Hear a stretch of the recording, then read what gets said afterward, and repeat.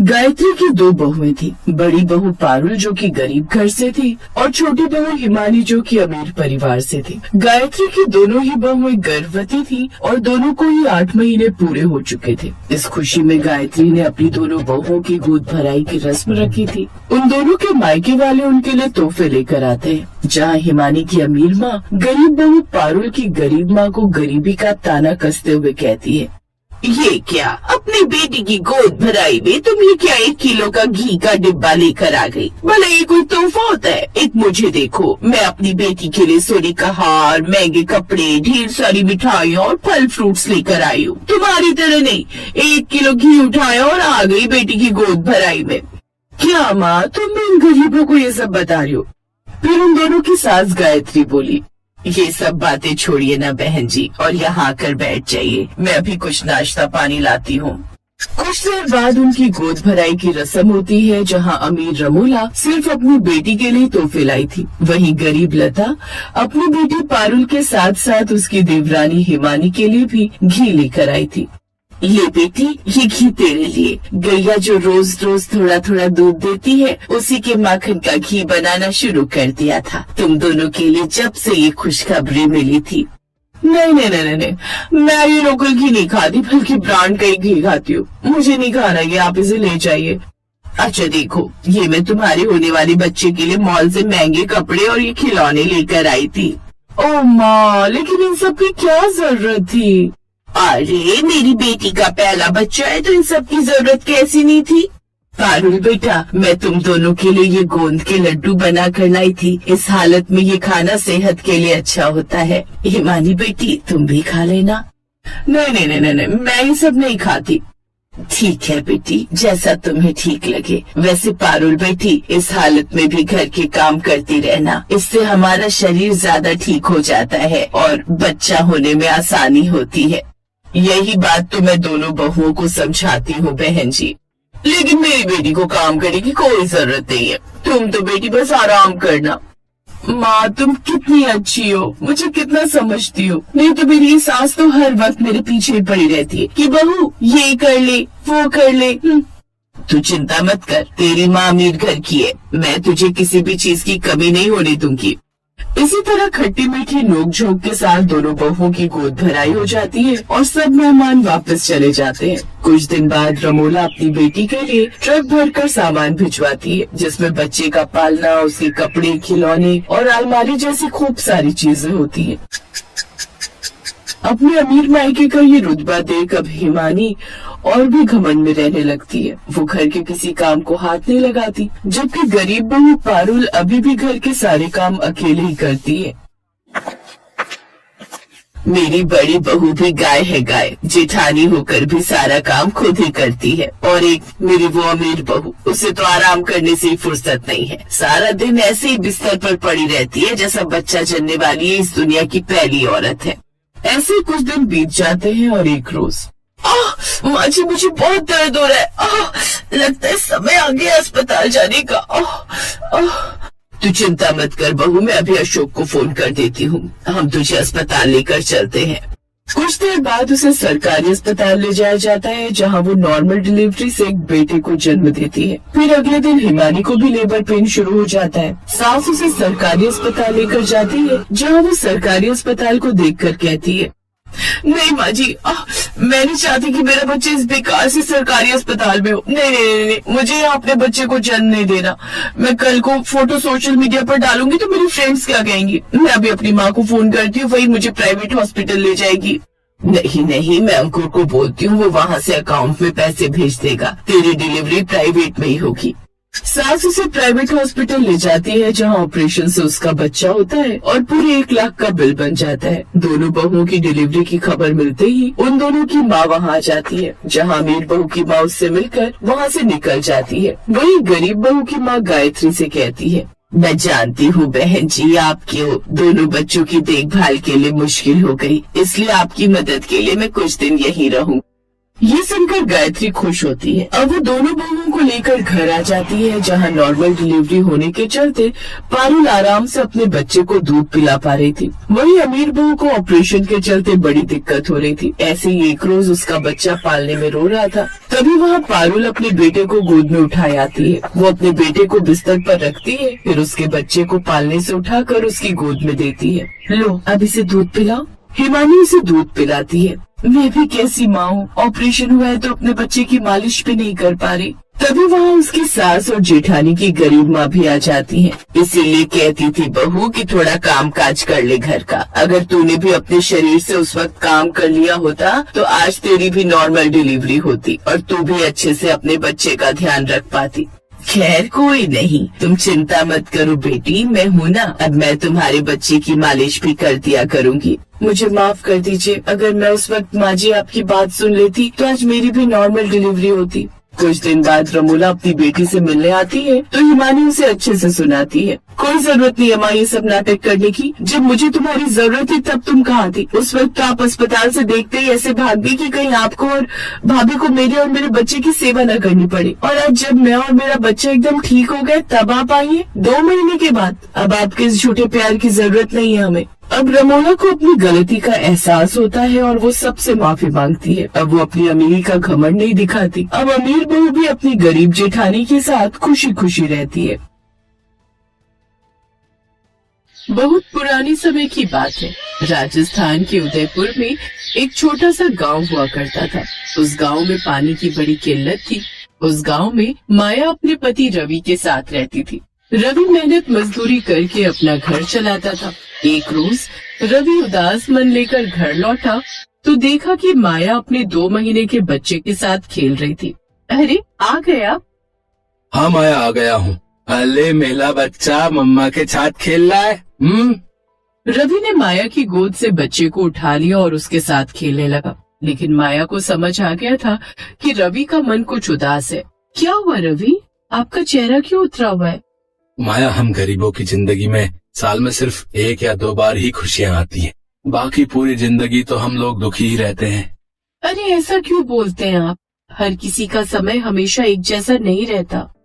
माया जहाँ मैं काम करता था वो काम भी बंद हो गया। अब फिर से काम ढूंढना पड़ेगा। मैंने सोचा था जब तक मेरा बच्चा थोड़ा बड़ा होगा फिर मैं उसे अच्छे स्कूल में पढ़ाऊंगा लिखाऊंगा और उसे बड़ा आदमी बनाऊंगा।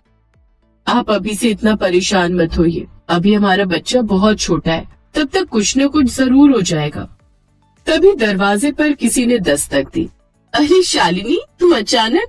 आओ आओ, अंदर आओ। विनोद जी आप भी अंदर आइए, शर्मा क्यों रहे? अरे मैं क्यों शर्माऊंगा साली साहिबा। माया की बहन शालिनी और उसका पति विनोद घर के अंदर आ गए। वो लोग रवि से बातचीत करने लगे। तब तक माया सबके लिए चाय नाश्ता बना कर ले आई। शालिनी का पति अमीर था। वो माया और रवि की तरह गरीब नहीं थे। माया, मैं तेरे बच्चे के लिए ढेर सारे कपड़े, चॉकलेट्स और बहुत सारे गिफ्ट लेकर आई हूँ। अरे शालिनी, इसकी क्या जरूरत थी? मैं तेरे लिए नहीं लाई हूँ, इस बच्चे के लिए लाई हूँ। वैसे शालिनी अचानक कैसे आना हुआ? मुझे लगता है शालिनी को बताते हुए शर्म आ रही है। मैं ही बता देता हूँ। अब कहानी कुछ समय पहले फ्लैशबैक में चली गई, जहाँ पर शालिनी अपने आलीशान घर में बैठकर अपने पति विनोद से बात कर रही थी। विनोद, मैं माया से 3 साल बड़ी हूँ। हमारी शादी के 3 साल हो चुके लेकिन हमारी एक भी औलाद नहीं हुई। उसकी 1 साल में ही हो गई। अब कर भी क्या सकते हैं शालिनी? लेकिन अब तो डॉक्टर ने भी जवाब दे दिया है। हम अपनी पूरी जिंदगी बिना औलाद के कैसे जी पाएंगे? अगर कहो तो बताओ। हाँ हाँ बताओ, मुझसे परमिशन लेने की क्या जरूरत है? क्यों ना हम माया के बच्चे को गोद ले लें? हमारे पास बहुत पैसा है। हम उसके बच्चे को अच्छी एजुकेशन देंगे, अच्छी जगह रखेंगे, अच्छे से पालेंगे। आइडिया तो अच्छा है लेकिन क्या माया मानेगी? अरे मानेगी क्यों नहीं? पैसों में बड़ी ताकत होती है। उसे हम लालच देंगे ना कि हम उसके बच्चे को पढ़ाएंगे, लिखाएंगे, करोड़ों रुपए उस पर खर्च करेंगे। जल्दी से तैयार हो जाओ, हम अभी चलते हैं। रास्ते में उसके बच्चे के लिए ढेर सारे गिफ्ट भी ले लेंगे तो वो जरूर मान जाएगी। अब कहानी एक बार फिर से प्रेजेंट टाइम में वापस आ गई। माया अपने बच्चे को गोद में लेकर शालिनी की तरफ पीठ करके खड़ी हो गई। माया, तो कितनी मतलबी निकली। जरा सोच, हम तेरे बच्चे को अच्छे स्कूल में पढ़ाएंगे, महंगे महंगे कपड़े पहनाएंगे, अच्छा अच्छा खाना खिलाएंगे, तो जरा सोच बड़ा होकर क्या हीरा बन जाएगा तेरा बेटा। शालिनी, मैंने तेरे बारे में ऐसा नहीं सोचा था। तूने ये कैसे सोच लिया कि पैसों के लालच में मैं तुझे अपना बेटा दे दूंगी? प्यार और ममता की दौलत से बढ़कर कोई दौलत नहीं होती। ये बड़ी बड़ी बातें ना सिर्फ फिल्मों में ही अच्छी लगती है माया। अगर तूने हमें अपना बच्चा गोद नहीं दिया तो हम आज के बाद तेरी कोई मदद नहीं करेंगे। तो हर बार मुझसे पैसों की मदद मांगती थी ना, अब मैं तेरी कोई मदद नहीं करूंगी। इससे पहले कि माया कुछ बोल पाती, उसका पति रवि बोला। देखिए, मुझे तो पता ही नहीं था कि माया आप लोगों से पैसे की मदद मांगती थी। हम अपने बच्चे को नहीं दे सकते। हमसे जितना हो पाएगा उतना हम अपने बच्चे के लिए करेंगे। मैं किसी की मदद की जरूरत नहीं। शालिनी, चलो यहाँ से। इन गरीब लोगों को बड़ी बड़ी बातें करने के अलावा कुछ नहीं आता। इतने में शालिनी ने गुस्से में माया की गोद से उसका बच्चा छीना और वहाँ से भागने लगी। पीछे पीछे विनोद भी भागने लगा। उसने जल्दी से अपनी कार स्टार्ट की और बच्चे को लेकर वहाँ से भाग गए। माया और रवि बहुत परेशान हो गए। रवि हमारा बच्चा लेकर भाग गए वो लोग। रवि, हमारे बच्चे को बचाओ, उसे जल्दी से लेकर आओ मेरे पास, वरना मैं मर जाऊंगी। वो तुम्हारी बहन है, कोई किडनैपर नहीं है। मैं शाम को जाऊंगा, अपने बच्चों को लेकर आऊंगा। माया अपने बच्चे की याद में रोने लगी। वो एक पल के लिए भी अपने बच्चे को अपनी पलकों के सामने से नहीं हटाती थी। खैर, शाम को रवि विनोद के घर के बाहर पहुंचा।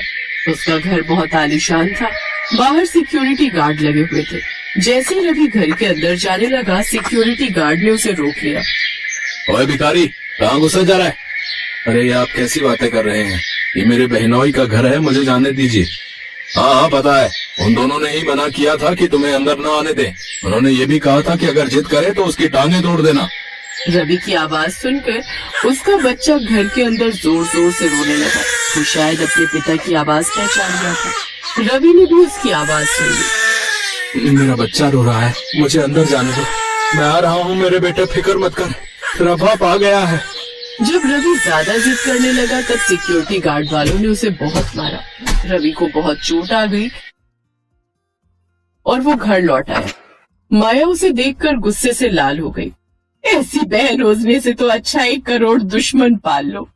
देखो क्या हालत कर दी आपकी उन लोगों ने। कोई बहन ऐसा करती है क्या? आप यहीं आराम करो, मैं अभी जाती हूँ, अपने बच्चे को लेकर आती हूँ, देखती हूँ मुझे कौन हाथ लगाता है। माया पैदल ही दौड़ते दौड़ते शालिनी के बंगले के बाहर पहुँच गई। गार्ड उसे पहचान गया। इससे पहले कि गार्ड उसे रोकता, माया बोली, अगर एक औरत को तुमने हाथ लगाने की भी कोशिश की तो जिंदगी भर जेल में सड़ते रहोगे। ऐसी धाराएं लगा दूंगी। मुझे छूने की कोशिश मत करना। मैं अपनी बहन के घर जा रही हूँ, किसी दूसरे के घर नहीं। सिक्योरिटी गार्ड्स माया को देखकर डर गए और उसे घर के अंदर जाने दिया। माया सीधे अपने बच्चे की आवाज सुनकर उसके कमरे में पहुंच गई और बच्चे को उठाकर वहां से जाने लगी। पर तभी वहां पर विनोद और शालिनी आ गए। इतने में माया ने किचन से कुछ बर्तन उठाए और फेंक फेंक कर शालिनी और विनोद की खोपड़ी तोड़ दी। रुक जा शालिनी, रुक जा, अभी वो बहुत गुस्से में लग रही है। मेरी तरफ अगर बढ़ने की कोशिश भी की तो या तो मैं अपने बच्चे के साथ खुद मर जाऊंगी या तुम दोनों को मार डालूंगी यहीं पर। अभी तक तुम लोगों ने मेरी ममता देखी है, नफरत नहीं। माया अपने बच्चे को लेकर अपनी झोपड़ी में वापस आ गई। मैंने कभी सपने में भी नहीं सोचा था कि मेरी बहन ऐसा कर सकती है। अमीर परिवार में शादी क्या हो गई, पता नहीं अपने आप को क्या समझने लगी। ऐसे ही दिन बीतते गए। 3 साल रवि ने खूब मेहनत की। उसने अपने बच्चे का दाखिला एक सरकारी स्कूल में करवा दिया। रवि, हमारा बेटा स्कूल चला जाता है, मैं घर में अकेली रह जाती हूँ। मैं घर के बाहर चाय और पकौड़ी बनाकर बेचती हूँ, जिससे कमाई भी हो जाएगी और मेरा टाइम पास भी हो जाएगा। वैसे तुम्हारा आइडिया तो बहुत अच्छा है। अगर तुम्हारा काम चल गया तो मैं भी यही काम करने लगूंगा और हम दोनों मिलकर अपने बिजनेस को आगे बढ़ाएंगे। लेकिन इसके साथ एक काम और करेंगे। हमारे राजस्थान में लोगों को पानी की बड़ी समस्या है। जो लोग बाहर से घूमने आते हैं उन्हें भी यहाँ रेगिस्तान में पानी की समस्या होती है। तो हम लोग मुफ्त में उन लोगों को पानी पिलाएंगे। पानी पीने के बहाने वो लोग कुछ न कुछ तो खाएंगे ही। बिल्कुल सही कहा आपने। अगले दिन से माया ने घर के बाहर चाय पकौड़ी बेचना शुरू कर दिया और मुसाफिरों को मुफ्त में पानी पिलाना भी शुरू कर दिया। इस वजह से लोग अब उसकी दुकान पर खूब आने लगे और सुबह से लेकर शाम तक उसकी दुकान पर भीड़ ही लगी रहती थी। माया के हाथों से बने पकौड़े खाकर लोगों का मन तृप्त हो जाता था।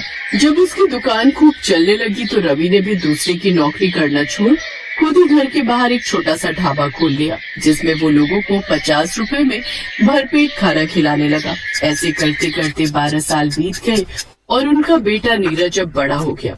एक दिन वो बहुत खुशी खुशी अपने घर लौटा। माँ, पापा, मैंने इंटर के एग्जाम में टॉप किया है। मुझे बहुत बड़े कॉलेज की तरफ से एक बहुत बड़ा ऑफर मिला है। मैं उस कॉलेज से कोई भी डिग्री मुफ्त में कर सकता हूँ। देखा माया, मैंने कहा था ना कि हमारा बेटा एक दिन हमारा नाम जरूर रोशन करेगा।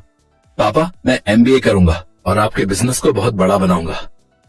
नीरज ने MBA करने के बाद अपने माँ बाप का बिजनेस बढ़ाया और सिर्फ 5 साल के अंदर वो बहुत बड़े होटल का मालिक बन गया। माया की बहन उसके पास आई और दोनों ने माया और उसके पति से माफी मांग ली। अब सब लोग खुशी खुशी रहने लगे। हेलो दोस्तों, कैसे हैं आप सब? हमारी कहानियाँ देखने के लिए हमारे चैनल को सब्सक्राइब कीजिए और हाँ, बेल आइकॉन पर क्लिक करना मत भूलिएगा।